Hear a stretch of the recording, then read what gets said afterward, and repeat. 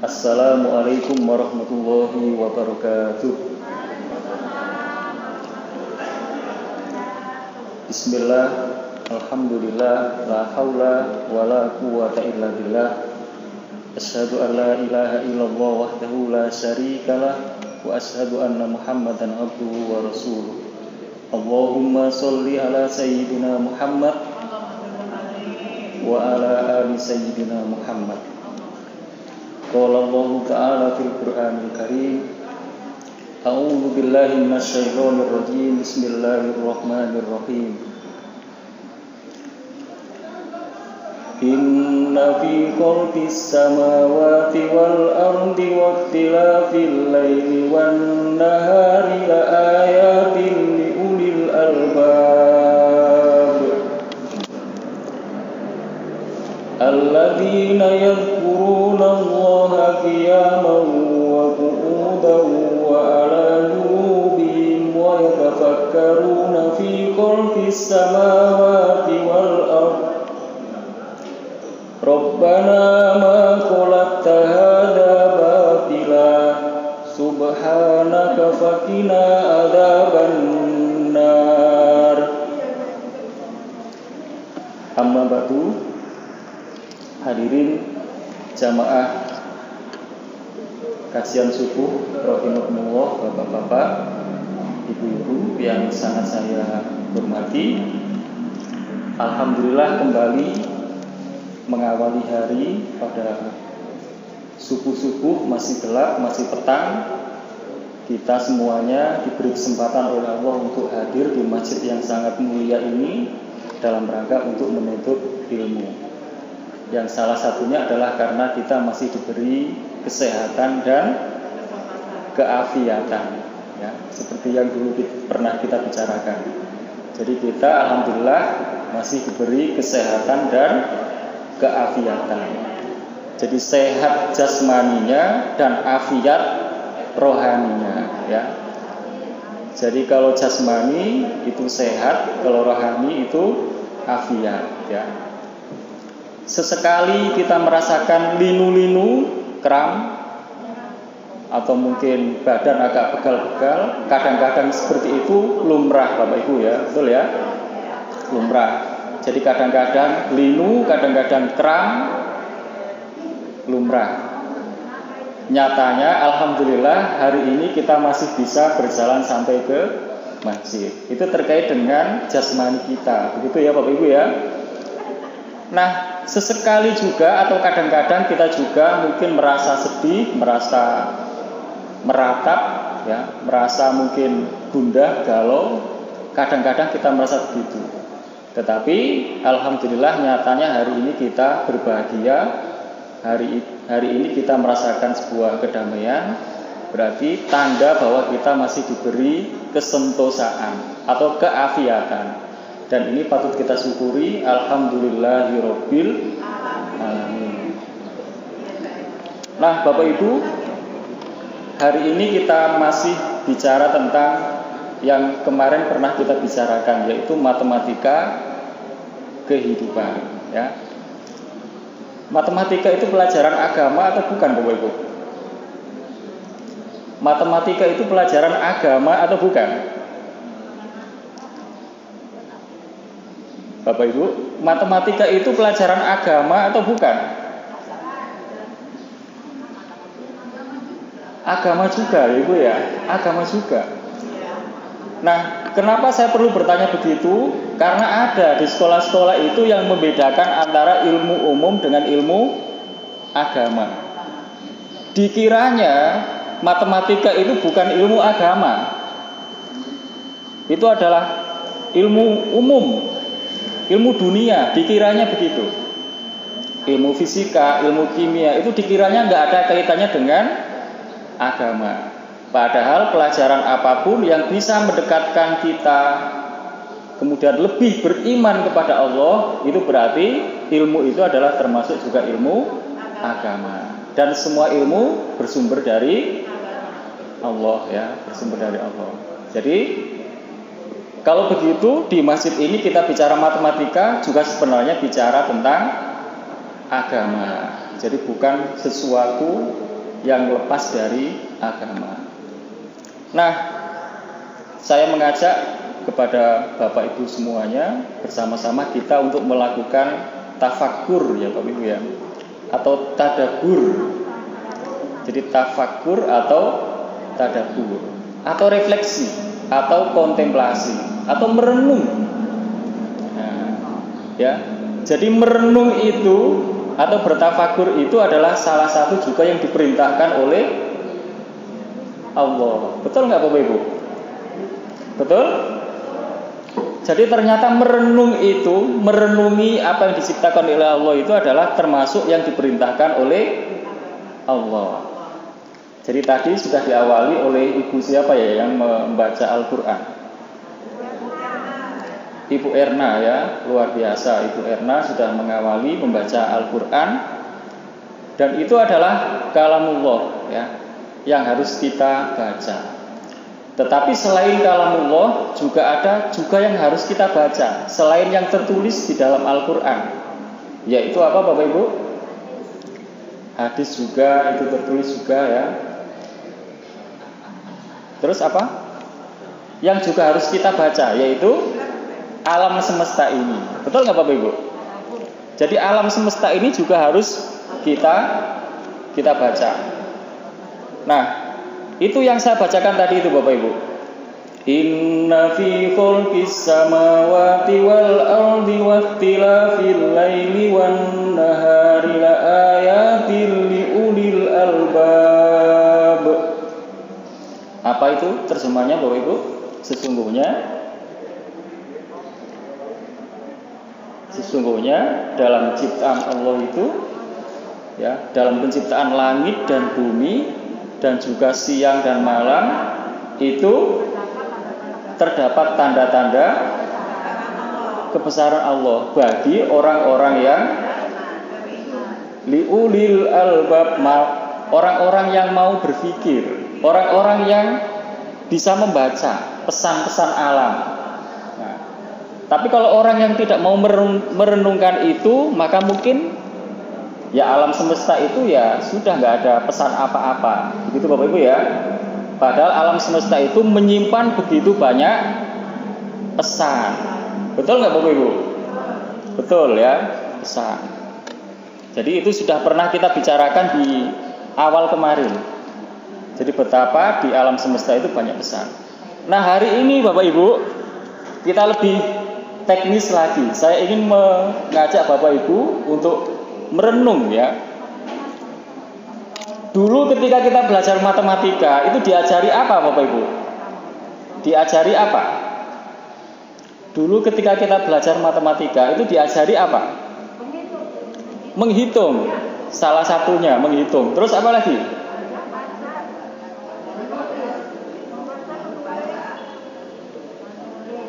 Menulis.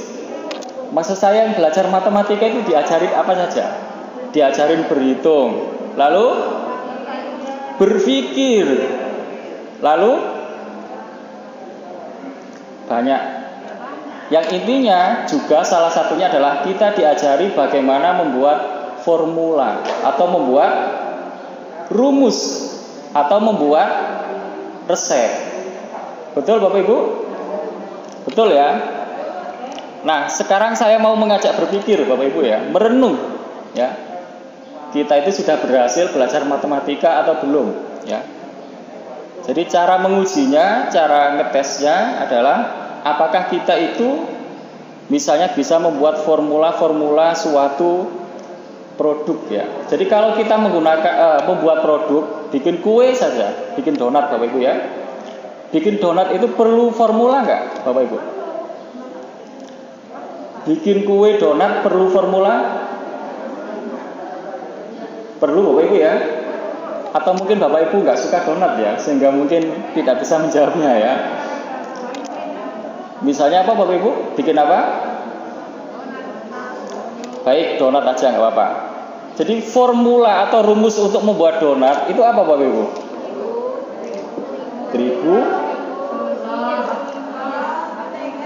Terigu, telur, mentega, gula. Nah, itu kan bahan-bahannya Bapak Ibu ya. Lalu untuk mencampurkan ini operasinya itu apa? Ditambah, dikali, dikurangi atau dibagi? Ditambah. Terigu ditambah telur, ditambah gula, ditambah air, enggak. Operasinya itu ditambah, ya. Nah, apakah itu sudah pasti jadi donat? Belum. Karena ada prosentasenya. Terigunya seberapa, ininya seberapa.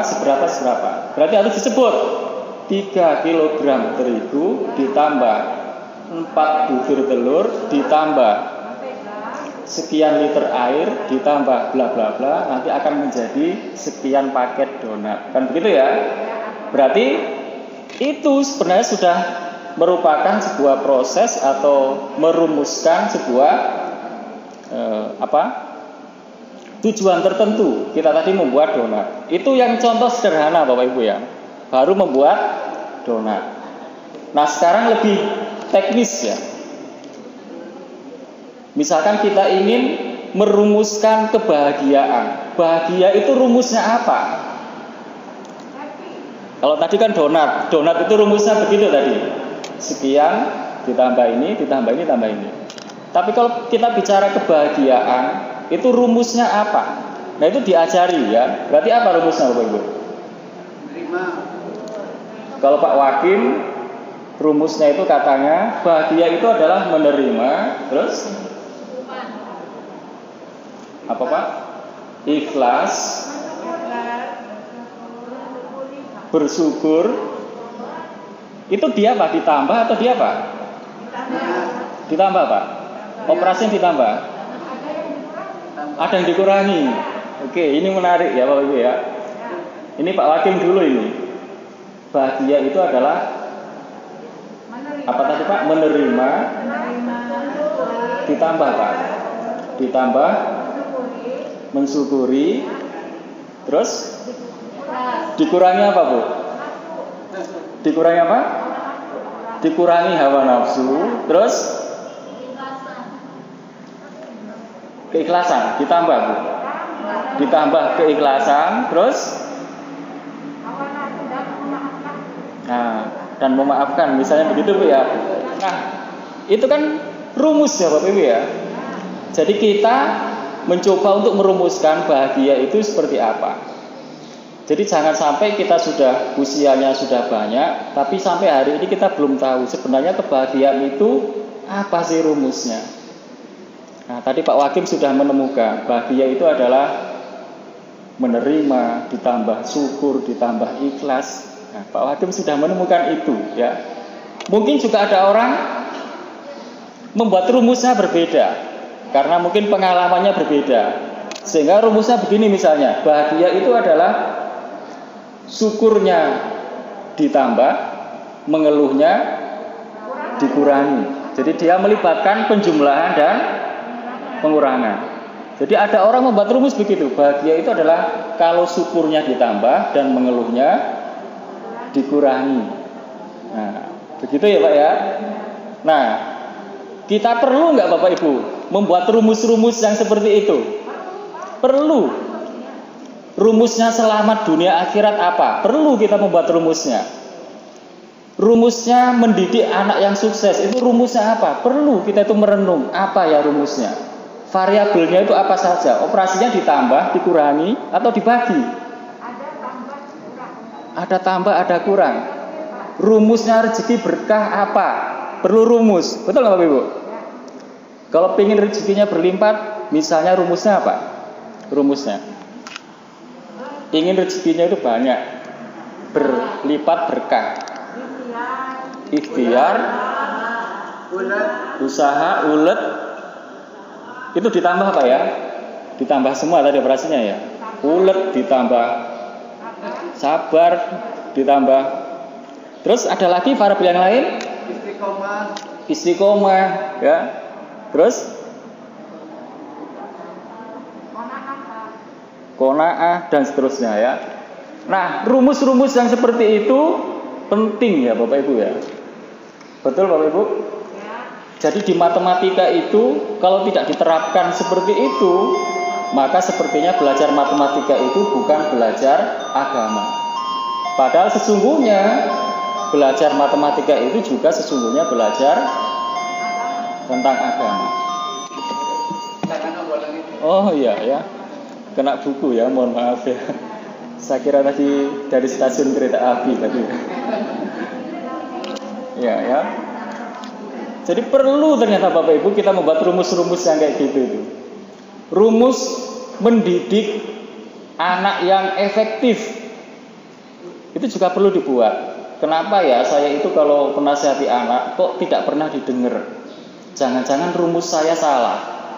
Berarti kita perlu merenung, bertafakur. Saya harus mencari tahu, ya.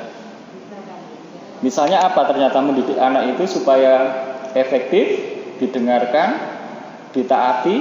Misalnya kalau Bapak Ibu merumuskan apa rumusnya?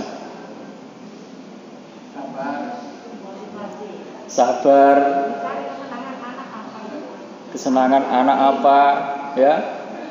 Semakin Bapak Ibu bisa membuat rumus yang simple, itu semakin bagus, ya. Kalau bisa disingkat dengan singkatan yang menarik, itu bagus. Misalkan kalau A'agim ya, A'agim itu dikenal dengan rumus-rumusnya yang simple, 3M. Misalkan M yang pertama adalah mulai dari sekarang, mulai dari diri sendiri. Terus apa M satunya saya lupa ya. Nah mungkin itu ya. Jadi A'agim biasa membuat rumus-rumus seperti itu. Nah silakan Bapak Ibu merenung, kira-kira rumus mendidik anak itu kalau mau disingkat rumusnya, misalnya apa Bapak Ibu? Misalnya apa? Coba. Karena hari ini banyak orang tua yang mengeluhkan nasihatnya itu tidak efektif, ya. Marah-marah, teriak-teriak, tapi tidak pernah didengarkan oleh anak-anaknya. Berarti patut kita renungkan, kita tinjau kembali, jangan-jangan formulanya atau rumusnya yang kurang tepat. Kira-kira harus ada variabel apa Bapak Ibu di rumus kita nanti yang perlu dibuat? Kira-kira apa yang menyebabkan nasihat itu tidak bisa didengarkan oleh anak? Misalnya apa?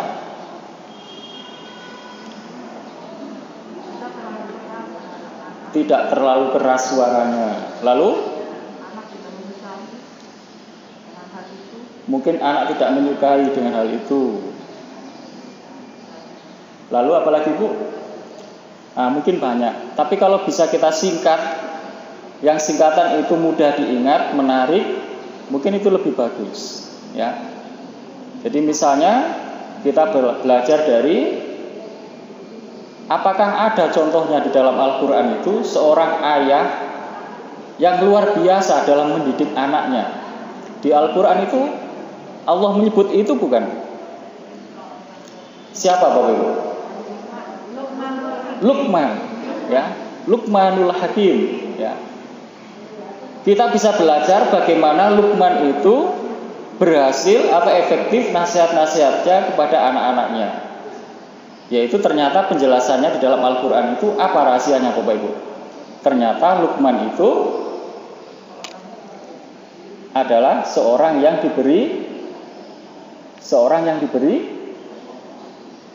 yang itu tidak semua ayah ternyata punya, yaitu seorang yang diberi hikmah, ya. Jadi ternyata rahasianya itu adalah Luqman itu sudah diberi hikmah oleh Allah. Nah, lalu kalau kita bertanya, bagaimana bisa Luqman itu diberi hikmah oleh Allah? Ya, ternyata salah satunya adalah karena ketaatannya Luqman, kesolehannya Luqman, ya, sehingga Allah itu kemudian memberikan hikmah. Hikmah itu apa Bapak Ibu? Hikmah itu berkaitan dengan pengetahuan, pemahaman, dan kemampuan berkomunikasi yang baik, ya. Jadi hikmah itu berkaitan dengan pengetahuan, pemahaman atau ilmu, dan kemampuan komunikasi yang baik. Jadi kadang-kadang kita itu ngerti, paham, tapi cara penyampaiannya yang tidak baik. Betul Bapak Ibu? Ya. Nah, kadang-kadang kita itu pinter ngomong, tetapi tidak punya pengetahuan yang baik. Tidak melakukannya malah, ya. Nah, berarti kita perlu punya paket ini, ya. Jadi ternyata Luqman itu memiliki atau diberi hikmah oleh Allah, sehingga kemudian nasihat-nasihatnya efektif kepada anak-anaknya. Nah, kalau begitu, kalau kita ingin membuat rumus, maka rumus kita itu perlu mengacu dari atau bersumber dari Al-Quran, dari hadis, ya, dari pengalaman-pengalaman. Lalu kita bisa membuat sebuah rumus. Nah, nanti pulang dari pengajian ini, Bapak Ibu, merenung, ya. Jadi mungkin mengambil posisi yang tenang, aman, mungkin di teras sambil minum teh, merenung. Membuat apa Bapak Ibu? Membuat apa?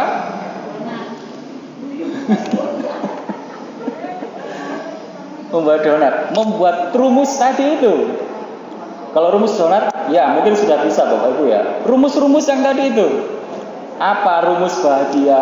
Apa rumus sukses mendidik anak? Apa rumus dicintai tetangga?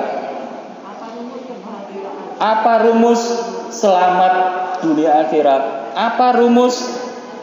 Jadi nanti kita belajar membuat rumus.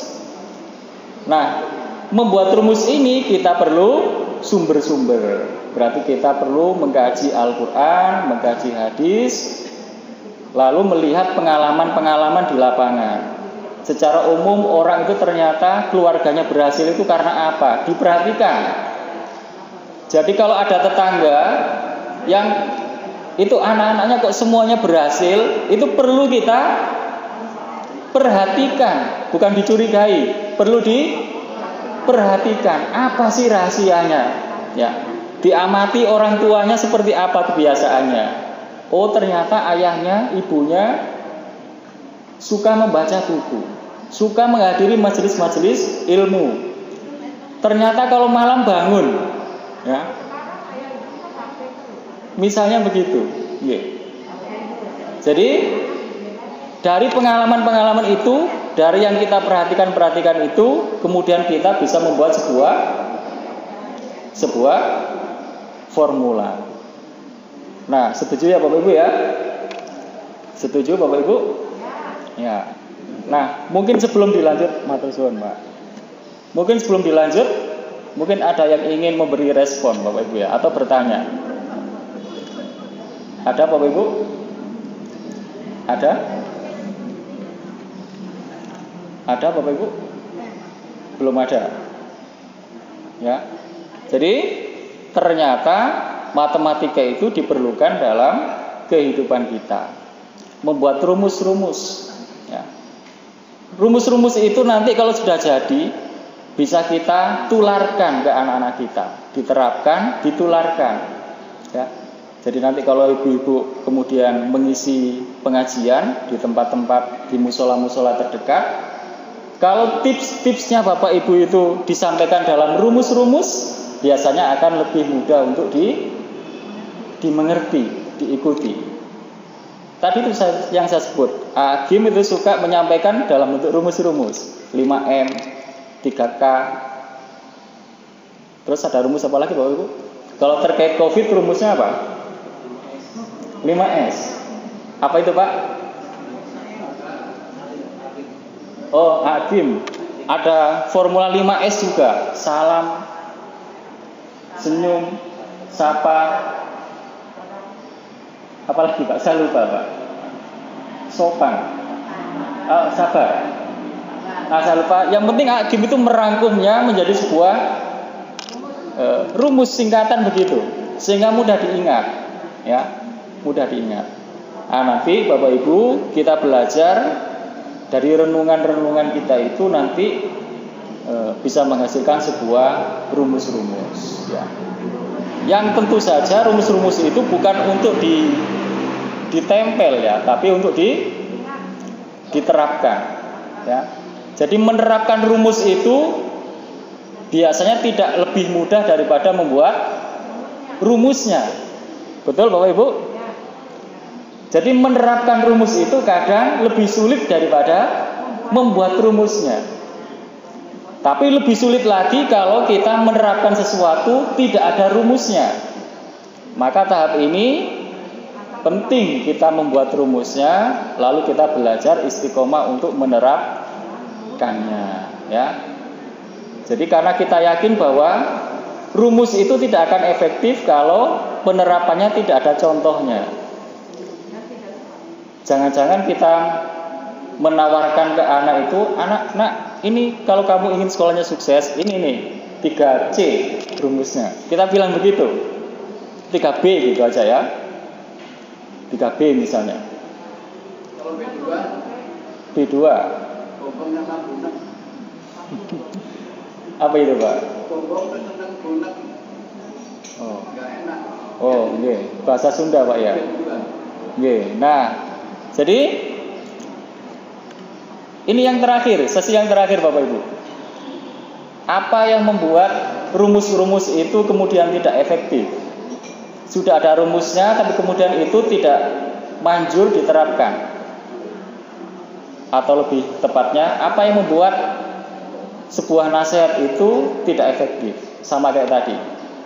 Salah satunya adalah karena kita menawarkan rumus, tapi rumus itu tidak sesuai dengan diri kita yang membuat rumusnya.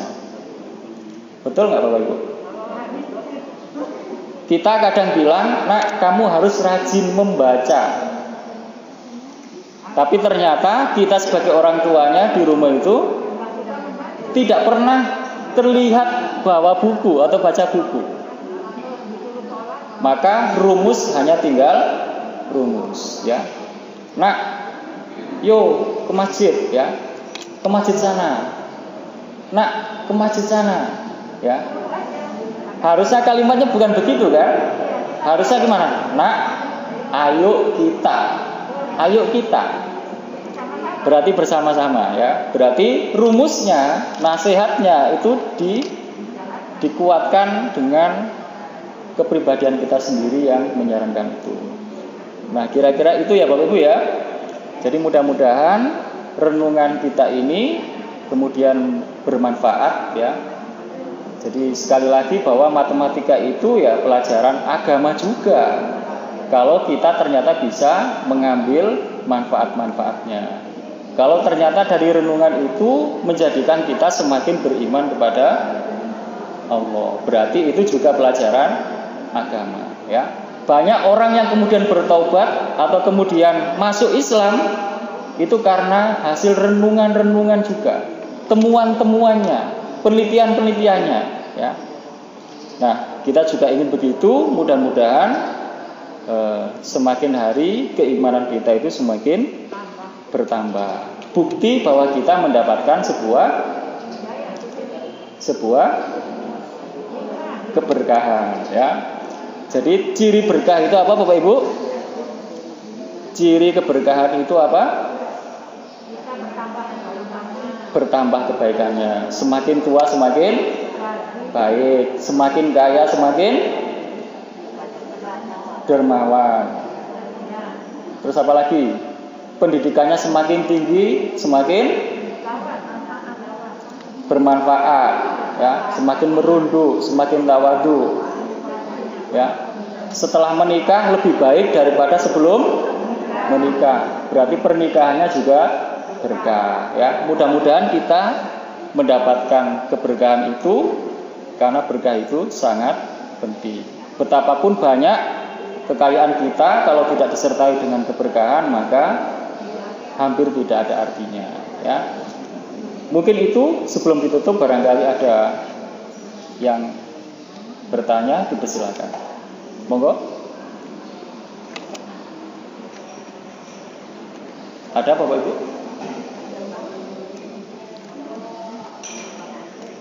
Enggak ada Bapak Ibu ya? Oh ada. Oke, ada. Monggo. Waalaikumsalam warahmatullahi wabarakatuh.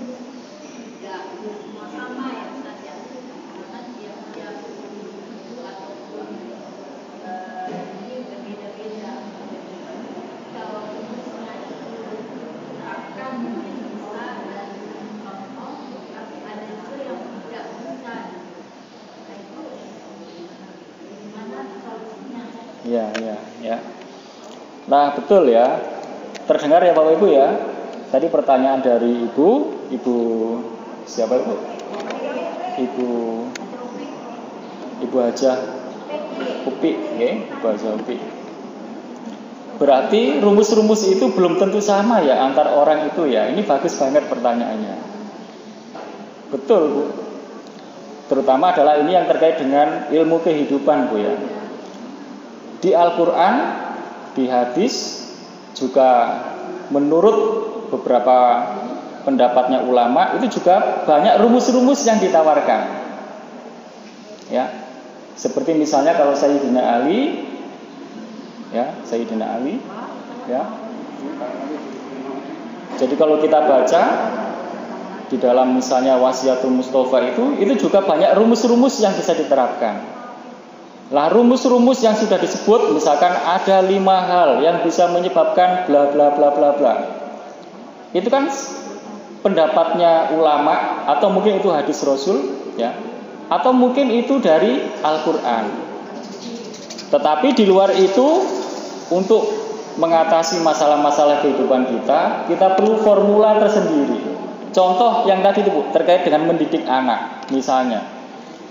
Belum tentu rumus yang sama itu kalau diterapkan bisa menghasilkan hasil yang sama.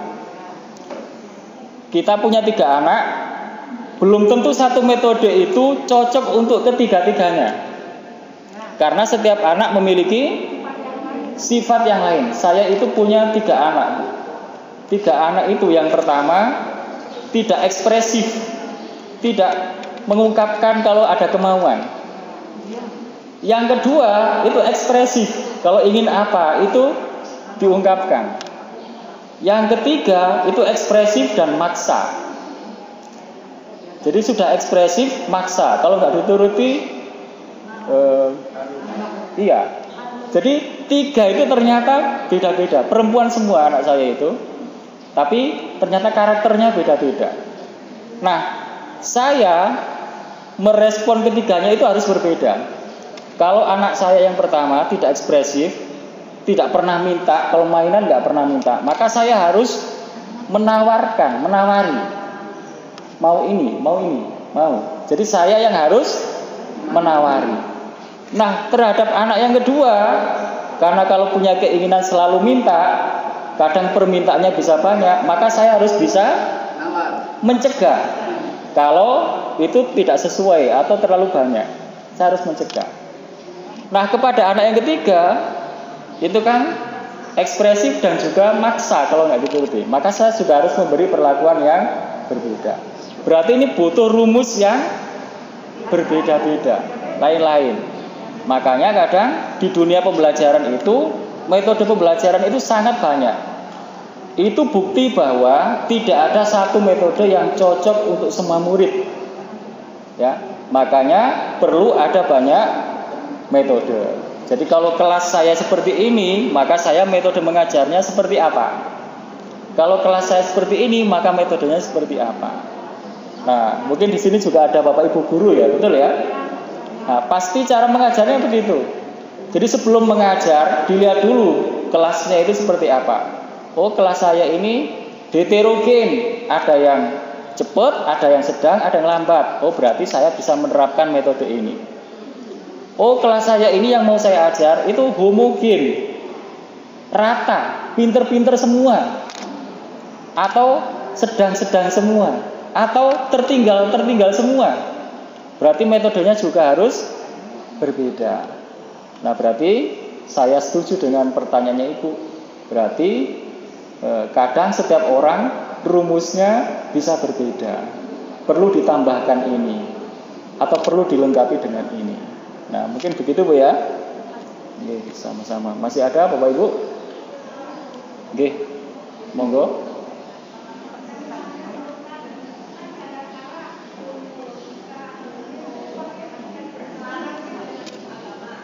Tadi ada mic ya tadi ya. Mic-nya tadi mana ya? Oh.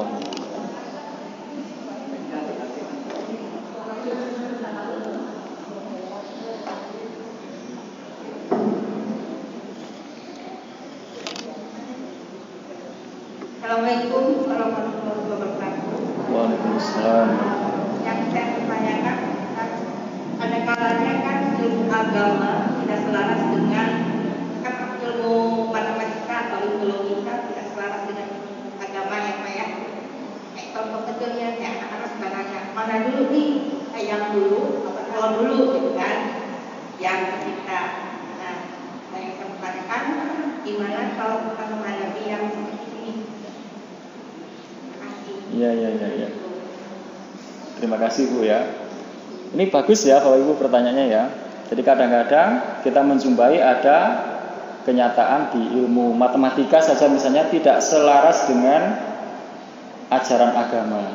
Gitu Bu ya. Contohnya begini saja Bu. Contohnya ya. Kalau di matematika secara umum kalau di kelas itu 10 dibagi 5 berapa Bapak Ibu? 2. 10 dibagi 5 itu sama dengan 2. Karena 2 ditambah 2 tambah 2 tambah 2 tambah 2 sama dengan 10 ya. Jadi ternyata 10 dibagi 5 itu 2. Itu matematika biasa.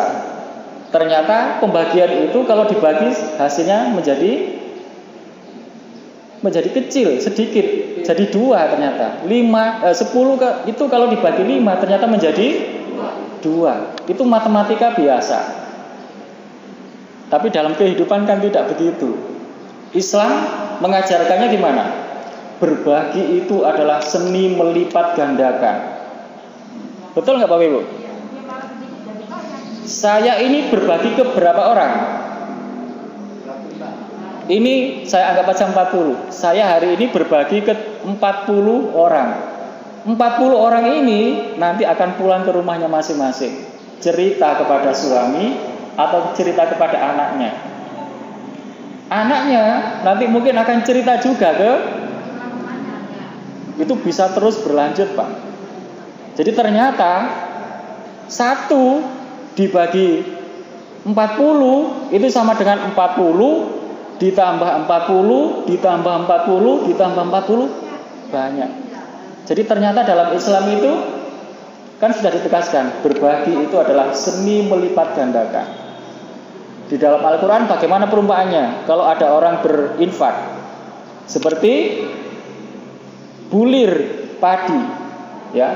Jadi 1 butir tumbuh 7 bulir. Setiap bulir ada 100 biji. Kan begitu ya.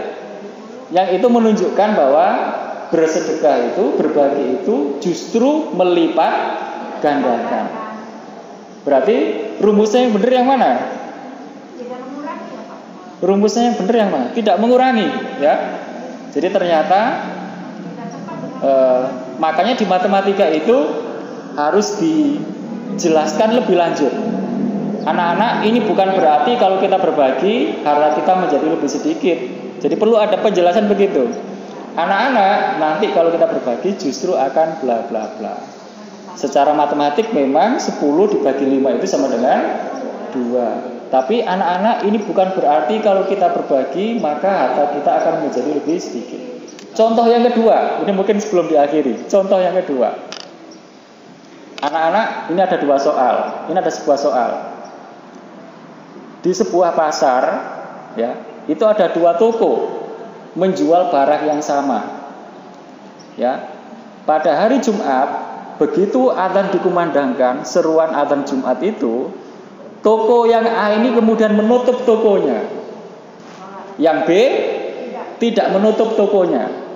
Ya, yang menutup tokonya ini kemudian berangkat ke masjid, yang ini tetap membuka tokonya. Anak-anak, pada saat sholat Jumat berlangsung, itu ada ibu-ibu yang belanja di pasar, karena mencari sesuatu yang toko ini tutup, dia kemudian ke toko yang sebelahnya, sehingga dia mendapatkan keuntungan. Lalu pertanyaannya adalah, anak-anak, dalam hal ini siapa yang beruntung? Toko yang tutup ya. Jadi kalau matematika biasa melihat yang beruntung itu adalah uang ya, maka pasti menjawab beruntung toko yang tidak tidak ditutup ya. Tetapi perlu kita jelaskan dalam pelajaran agamanya. Anak-anak sesungguhnya ada kata-kata sesungguhnya yang mendapatkan keberuntungan itu adalah toko yang menutup ini ya. Dan sesungguhnya toko yang masih terbuka itu adalah justru yang mengalami kerugian yang luar biasa. Nah, ini matematika kehidupan Bapak Ibu ya. Dan ini juga sesungguhnya kita belajar agama ya. Jadi kalau kita ngajar matematika harus kita kaitkan dengan pelajaran agama. Mudah-mudahan ini bermanfaat ya. Dan mudah-mudahan kita bisa istiqomah. Setiap pagi kita diberi kesempatan untuk hadir di masjid, mengikuti kajian-kajian seperti ini, bertafakkur, menuntut ilmu, yang harapannya adalah semoga setiap hari pengetahuan kita ditambah, keberkahannya juga ditambah ya. Semoga kita senantiasa diberi kesehatan, kesuksesan, dan keberkahan. Dari saya agak kurangnya mohon maaf. Wassalamualaikum warahmatullahi wabarakatuh.